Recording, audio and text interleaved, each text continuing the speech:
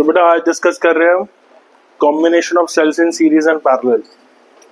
ठीक है, जैसे हमने रेजिस्टेंस के लिए पढ़ा था, सीरीज में लगाते हैं तो सिंपली ऐड हो जाते हैं, पैरेलल में रेसिप्रोकल एडिशन होता है। लेकिन अगर हमारे पास डिफरेंट सेल्स है, उनको हम सीरीज में लगा रहे हैं तो क्या होगा? ठीक है, series equivalent of two sales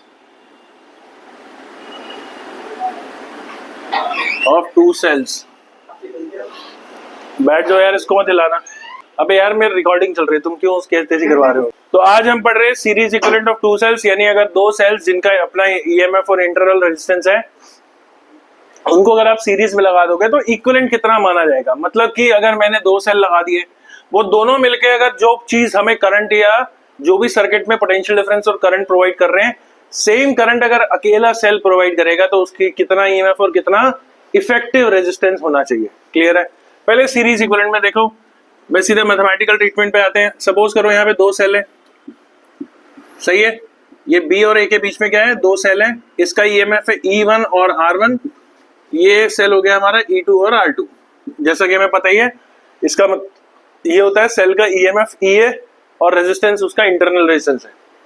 अब इन दोनों की जगह अगर एक सिंगल सेल में यहाँ पे लगा दूंगा ए और बी के बीच में, कि वो मुझे उतना ही इक्विवेलेंट ईएमएफ दे रहा है या उतना ही इंटरनल रेजिस्टेंस दे रहा है जितना ये दोनों मिलकर के देते हैं, मुझे उसकी वैल्यू निकालनी है। क्या रिलेशन होगा? यानी इक्विवेलेंट E1 E2 के टर्म्स में क्या होगा? सीधा ऐड होंगे, रेसिप्रोकल एडिशन होगा या क्या होगा? क्लियर है? अब लेटेस्ट से मैं इस पॉइंट को नाम दे देता हूं C, ये बीच में पॉइंट है, इसको नाम दे दिया मैंने C। अब दोनों मिलकर के सर्किट में क्या होगा? एक करंट फ्लो करेगा, ए और बी के बीच में क्या करंट फ्लो कर रहा है? लेटेस्ट से करंट फ्लो कर रहा है I।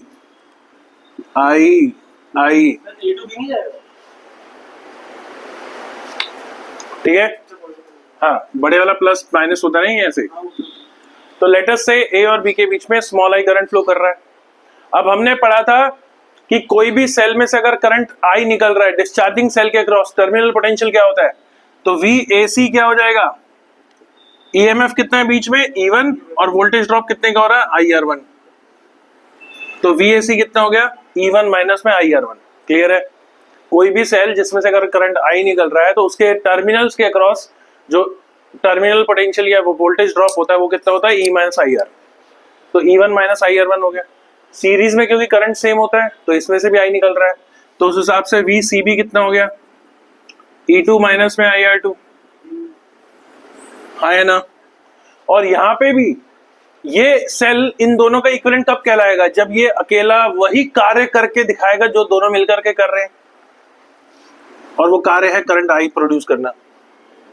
उस हिसाब से VAB क्या बनता है? E इक्विवेलेंट माइनस में IR इक्विवेलेंट। आया ना? लेकिन इन तीनों इक्वेशन अगर आप देखोगे 1 2 3, व्हाट इज VAB? A से B के बीच में ड्रॉप कितना होगा? VAC plus CB। A से B के बीच में डिफरेंस कितना होगा? A से C में कितना है वो देख लो, और C और B के बीच में कितना है वो देख लो। मतलब कि हमारे कहने का पर्याय ये है कि VAB जो होगा वो VAC प्लस VCB के बराबर होगा। वैल्यू पुट कर दो, कितना हो जाएगा? अरेंज कर दो।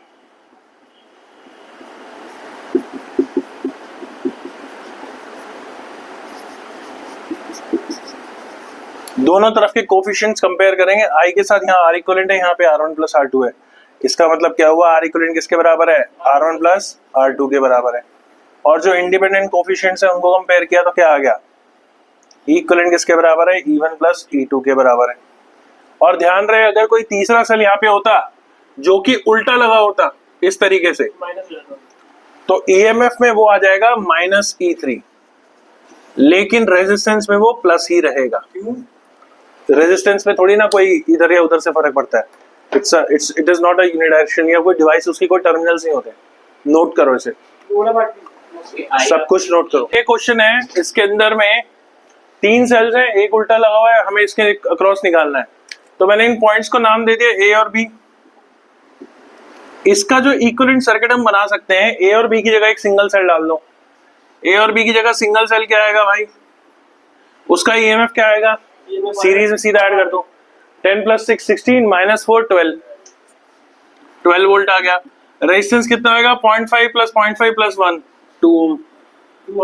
यानी इसकी जगह जो सिंगल सेल आ जाएगा इन तीनों की जगह एक सिंगल सेल आ जाएगा, ये 12 ओम 2 ओम 12 वोल्ट और 2 ओम वाला।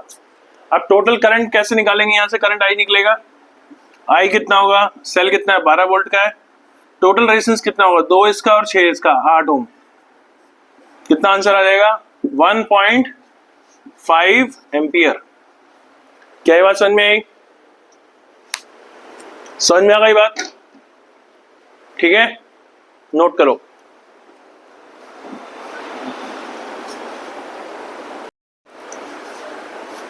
तो ये आपने अभी देखा, सीरीज में हमने क्वेश्चन किया था बेटा। सीरीज में हम लगाते हैं सेल्स को, इफेक्टिव कैसे बनेगा और सर्किट कैसे सॉल्व करना है।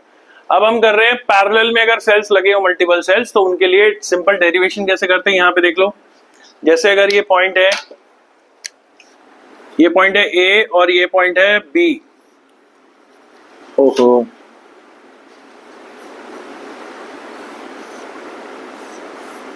ठीक है।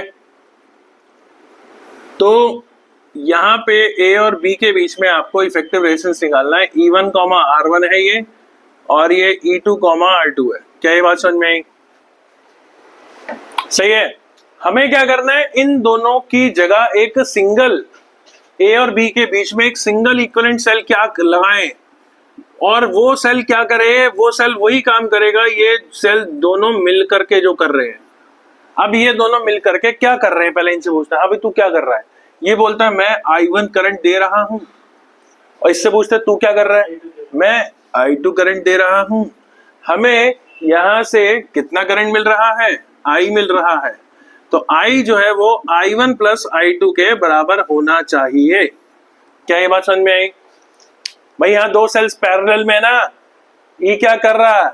ये करंट I1 दे रहा, ये करंट I2 दे रहा, ये I दे रहा। तो हमको क्या चाहिए कि I जो है इन दोनों के बराबर होना चाहिए, तभी हम कहेंगे कि ये इन दोनों का इक्विवेलेंट है। क्या समझ में आया?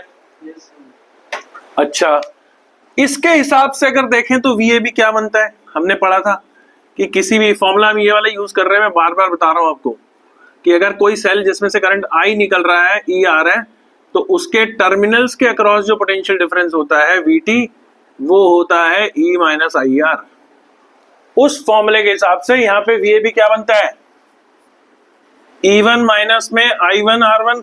क्या सही कह रहा हूँ क्या? माइनस क्यों? अरे यार, अभी फॉर्मूला बताया फिर कह रहा माइनस क्यों है? हाँ, सिमिलरली ये डिस्चार्जिंग सेल है, तो यहाँ पे VAB क्या आया? E2 माइनस में I2 R2, और उसके हिसाब से VAB क्या आया? E इक्विवेलेंट माइनस में IR इक्विवेलेंट। क्या ये बात सही है क्या? सही है। अब यहां से अगर आप देखोगे तो क्या मैं I1 R1 को इधर ले आऊं तो उधर ये हो जाएगा क्या? E1 minus VAB। यहाँ पे ये हो जाएगा क्या? I2 R2 equal to E2 minus में VAB। यहाँ पे ये हो जाएगा क्या? क्या हो गया इधर को? ये रहा, sorry, IR equivalent equals to E equivalent minus VAB। हाँ या ना? और इसके हिसाब से ये हो जाएगा क्या? I1 को मैं ये लिख सकता हूँ क्या? E1 माइनस में VAB बाय R1, या इन दोनों के नीचे अलग अलग लिख दूंगा। Equation number 1। क्या ये सही लिखा मैंने? हाँ, ठीक है। तो क्या ये सही लिखा है मैंने? I2 equals to E2 by R2 minus में VAB बाय R2। और क्या मैंने ये सही लिखा है क्या? I equals to E equivalent upon में R इक्विवेलेंट माइनस में VAB बाय R इक्विवेलेंट। अब आपको क्या करना है?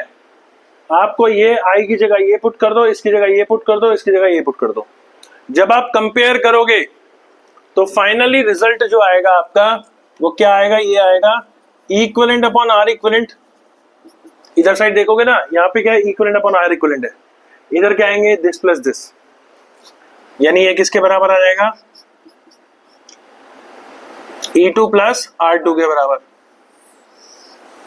और यहाँ पे VAB का कोफिशिएंट कौन है? 1 अपॉन R इक्विवेलेंट।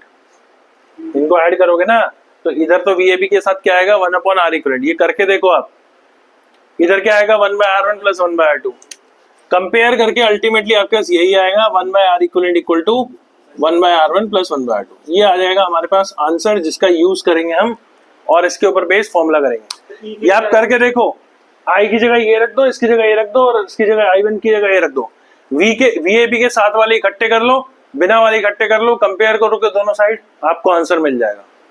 करके देखो पहले, फिर इसके ऊपर बेस क्वेश्चन करेंगे, पहले इसको करो, सॉल्व करके देख लो आंसर ये आ रहा है कि नहीं। ठीक है, अब जैसे ये क्वेश्चन है बेटा, ये उसकी तरह ये फॉर्मूला यूज करना है। यहाँ पे 3 सेल हैं, 6 वोल्ट, 10 वोल्ट और 8 वोल्ट वाला, ए और बी के बीच में, और 4 ओम में से आपको रेजिस्टेंस निकालना है। तो आप क्या करोगे, इन तीनों की जगह एक सिंगल सेल लेके आओगे, यानी आपको एक ऐसी सिचुएशन में आना है जहां पे ए और बी में इधर 4 ओम लगा हुआ है और यहाँ पे एक सिंगल सेल लेकर के आना है, जो कि होगा E equivalent comma R equivalent. यहां तक लाने के बाद फिर सर्किट नॉर्मल ओम्स लॉ लगा के हम सॉल्व कर सकते हैं। करो, और ध्यान रहे एक सेल उल्टा लगा हुआ है तो उसको नेगेटिव में लेना है, लेकिन रेजिस्टेंस में नेगेटिव पॉजिटिव नहीं लेते हम, उसमें सेम ही रहता है। मतलब इसके हिसाब से देखोगे तो सबसे पहले R इक्विवेलेंट निकालो, 1/R इक्विवेलेंट का फॉर्मूला क्या आएगा 1/R1 plus 1/R2 plus 1/R3, हाँ ये तीनों कितना आएगा बेटा 1/0.3 प्लस में 1/0.6 प्लस में 1/0.2, 1.0.1 आंसर आ जाएगा, R इक्विवेलेंट आएगा 0.1। करके देख लो, करके देख लो भाई। अरे हम तो कह रहा हूँ विश्वास मत करो हमारा, हम तो चाहते ही हूँ कि आप विश्वास ना करो, आप सॉल्व करो खुद से, समझे, समझे कि नहीं। और साइंस तो यार हमें सिखाती है किसी भी विश्वास मत करो, सब पे शक करो, मतलब रीजन के साथ, लॉजिक के साथ बात को फिगर आउट करने की कोशिश करो, बिना सोचे समझे एवं ही विश्वास मत करो। ठीक है,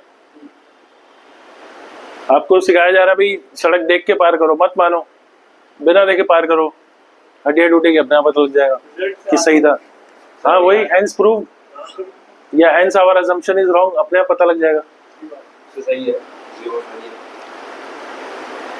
उसके बाद में इक्विवेलेंट ईएमएफ वाला लगाओगे, इक्विवेलेंट अपॉन में R इक्विवेलेंट कितना है 0.1, इक्वल टू क्या होता है E1 अपॉन R1 यानी 6 अपॉन 0.3 प्लस में 10 अपॉन में 0.6 प्लस में, सॉरी ये उल्टा लगा हुआ है तो माइनस में 8 अपॉन में 0.2। अब इसको ऊपर लाओगे क्या आएगा 60/3 प्लस 100/6 माइनस 80/2, कितना हुआ ये 20 हो गया, ये 40 हो गया, ये 3 और ये 50 माइनस करेंगे कितना आएगा,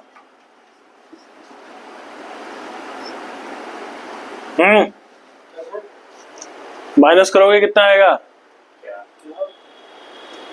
अरे 50/3 हुआ ना ये, 20 प्लस 3 50/3, रुको मेरी बात, 60 50 110/3 हो जाएगा ये।